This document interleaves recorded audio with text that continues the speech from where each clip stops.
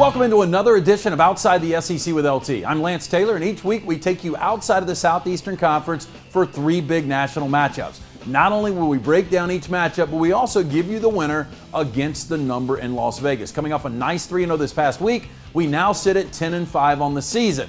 We are always brought to you by Lance'sLock.com for winners each and every day. Check out the website. Again, we broadcast from Shea's right here in historic downtown Homewood for all of your menswear needs. This is the only place to go. This week we begin early Saturday in Dallas for the Red River Shootout between Texas and number 20 Oklahoma. Big story out of Austin this week is the uncertainty of Charlie Strong's future.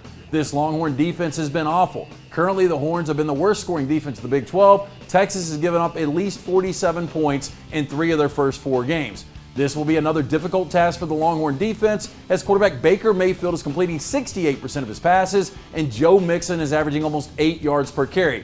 Good news for Texas fans. You finally have a quarterback in true freshman Shane Buechele, who has only thrown 3 picks in his first 4 games. This Sooner defense against the pass has been terrible, giving up almost 300 yards per game.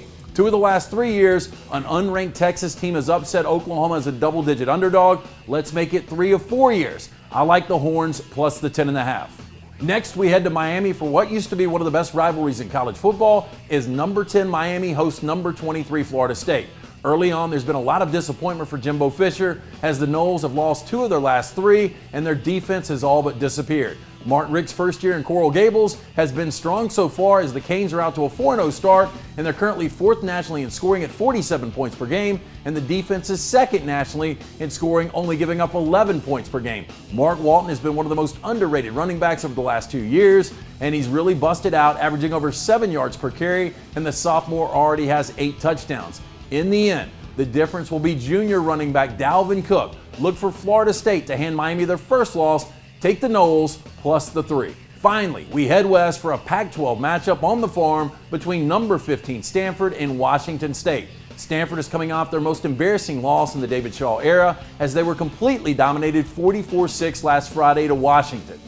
Bottom line is the Cardinal, outside of Christian McCaffrey, have 0 playmakers. Stanford is currently 122nd in total offense and 114th in scoring offense. On the other side, after losing their first 2 games of 2016 by 6 combined points, Washington State has scored 50+ in their last 2 games, and they're currently 7th overall in the FBS in total offense, averaging almost 550 yards per game.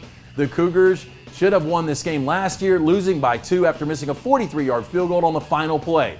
Look for quarterback Luke Falk making plays, keeping this one close. Take Wazoo plus the 8.5. And to recap, 3 dogs for you and hopefully another 3-0. Good luck, have a great weekend, and please continue to check us out every week for Outside the SEC with LT, presented by Lance'sLock.com. And remember, for the best in men's clothing, come see the fantastic staff here at Shea's in historic downtown Homewood.